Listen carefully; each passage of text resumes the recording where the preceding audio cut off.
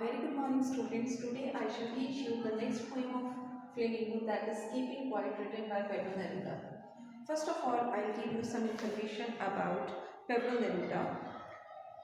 He was born in 1904 in the town of Perel in Chile. Neruda's poems are full of easily understood images which make them no less beautiful. He won the Nobel Prize for Literature in the year 1971. In this poem, Neruda talks about the necessity of quiet introspection and creating a feeling of mutual understanding among human beings. Pablo Neruda का birth 1904 में पेरल town में हुआ था, chilli में। और जो Neruda की पोएम्स हैं वो इजीली अंडरस्टूड इमेजेस से, यानी कि सरल जो इमेजेस होती हैं जो इजीली समझ में आ सकती हैं, उनसे भरपूर हैं, जो कि उसको कम खूबसूरत नहीं बनाती। और उन्होंने साहित्य के लिए 1971 में नोबेल प्राइज़ भी जीता।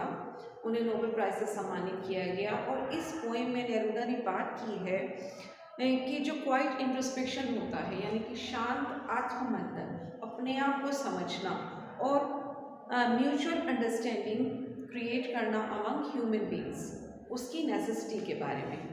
So let's start the poem. Now we will count to 12 and we will all keep still. For once on the face of the earth, let's not speak in any language. Let's stop for 1 second and not move our arms so much. इस extract में poem ने कहा है कि चलो हम 12 तक गिनते हैं और बिल्कुल शांत रहते हैं, खामोश रहते हैं। कम से कम इस अर्थ पर एक बार हम किसी भी भाषा में बात नहीं करते और अपने आर्म्स को ज़्यादा मूव नहीं करते। तो यहाँ पर इस एक्सट्रैक्टिव पोएट जो है वो हमसे ये चाहते हैं कि हम 12 तक काउंट करें और बिल्कुल शांत रहें और कम से कम एक बार इस अर्थ पर हम किसी भी भाषा में बात ना करें और बिल्कुल खामोश रहें 1 सेकेंड के लिए और अपनी आर्म्स को भी हम मूव ना करें। It would be an exotic moment without rush, without engines. We would all be together in a sudden strangeness. Poet जो है वो यहाँ ये महसूस करते हैं कि इस तरह का जो एक्सोटिक मोमेंट होगा, जो अद्भुत क्षण होगा खामोशी का, वो काफ़ी एक्साइटिंग होगा और कोई भी इंसान जो है वो जल्दीबाजी में नहीं होगा और ना ही मशीनों की आवाज़ होगी जो कि या फिर एटमॉस्फेयर को पॉल्यूट करती है। और वो एक अजीब सा क्षण होगा जिसमें चारों तरफ खामोशी ही खामोशी होगी, जिससे हम अभी तक अपरिचित हैं, अनफेमिलियर हैं। लेकिन ये एक अनयूजुअल पीरियड होगा, अस्वाभाविक समय होगा जिसमें हम सब एक साथ होंगे और जो मानवता है वो जिंदा रहेगी। और ये एक मिरेकुलस मोमेंट होगा, एक चमत्कारिक क्षण होगा जिसमें जो ह्यूमैनिटी का बॉन्ड है, जो मानवता का सूत्र है, वो मजबूत होगा। Fisherman in the cold sea would not harm whales, and the man gathering salt would look at his hard hands. इस एक्सट्रैक्ट में पोएट जो है वो ये कहते हैं कि ये जो खामोशी है और इनएक्टिविटी, यानी कि जब कोई भी गतिविधि नहीं हो रही, जो मछुआरे हैं वो मछलियाँ नहीं पकड़ेंगे, किसी भी तरह से कोल्ड वाटर्स की जो वेल्स हैं उनको नुकसान नहीं पहुँचाएंगे, वो सुरक्षित रहेंगी। और वो ये भी सजेस्ट करता है कि ह्यूमन बींग्स जो है जब अपनी सारी एक्टिविटीज़ को रोक देंगे तो वो किसी भी तरह से प्रकृति को, नेचर को नुकसान नहीं पहुँचाएंगे, भले ही वो एक ब्रीफ मोमेंट के लिए हो। और जो लोग सॉल्ट इकट्ठा करते हैं, जो नमक इकट्ठा करने का काम करते हैं, वो भी अपने ज़ख्मी हाथों को देखेंगे, अपने जो उनके वोंडेड हैंड्स हैं उनको वो देखेंगे। Those who prepare green wars, wars with gas, wars with fire, victory with no survivors, would put on clean clothes and walk about with their brothers in the shade doing nothing. और poet जो है आगे वो ये observe करता है कि जो लोग वॉर की तैयारी कर रहे हैं वो भी चाहे तो लोगों के अगेंस्ट या एनवायरनमेंट के अगेंस्ट जो कि पॉइजनस गैसेस यूज़ करते हैं, फायर यूज़ करते हैं, वो भी कम से कम एक क्षण के लिए, कुछ समय के लिए शांत रहें और इन डिस्ट्रक्टिव कामों को रोक दें। और उन्हें जो है अपॉर्चुनिटी मिलेगी कि वो जो है स्वच्छ कपड़े पहने और एक साथ चलें, ब्रदरहुड को प्रमोट करें और आपस में जो म्यूचुअल अंडरस्टैंडिंग है, म्यूचुअल ट्रस्ट है, उसको जो है बढ़ावा दें।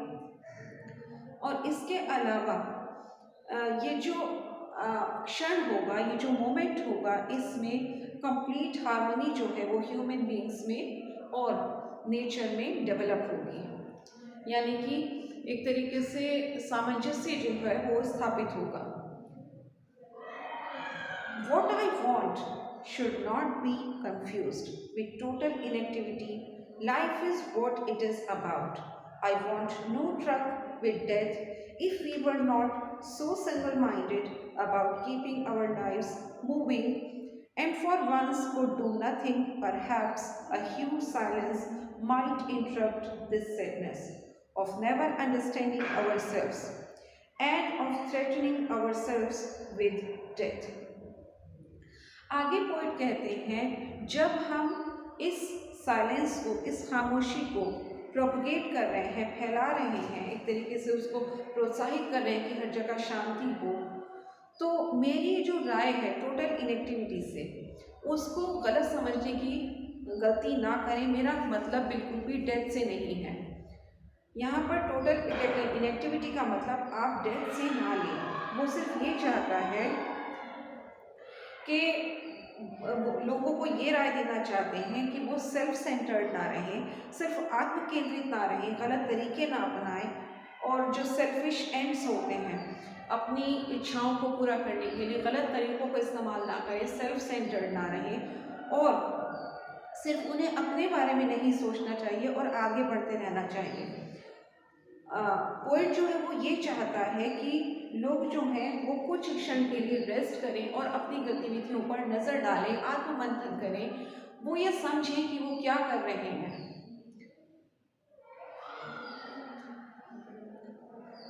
और ये हमें हेल्प करेगा हमारी सैडनेस से बाहर निकलने में। जब हम अपने आप को समझ लेते हैं, हमारे अंदर सैडनेस क्यों आती है? जब हम अपने आप को समझ नहीं पाते, अपनी एक्टिविटीज़ को समझ नहीं पाते।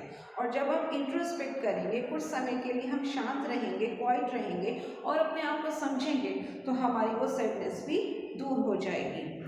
और आगे वो ये भी कहता है, और इस मोमेंट में जब हम अपने आप को समझेंगे तो वो हमारा डर जो है वो भी समाप्त हो जाएगा। Perhaps earth can teach us as when everything seems dead and later proves to be alive. Now I will count up to 12 and you keep quiet and I will go. आगे पोइट जो है वो ये कहता है कि ये जो अर्थ है वो भी हमें ये लेसन सिखा रही है कि जब विंटर्स होते हैं, विंटर सीजन शुरू होता है, तो ऐसा लगता है कि जैसे सब कुछ समाप्त हो गया है, सब कुछ स्टिल हो गया है, खामोश हो गया है। लेकिन जैसे ही विंटर सीजन ख़त्म हो जाता है और स्प्रिंग सीजन आता है तो दोबारा से हर चीज़ अंकुरित होती है, हर चीज़ स्प्राउट होने लगती है और दोबारा से हर चीज़ में बाहर आ जाती है।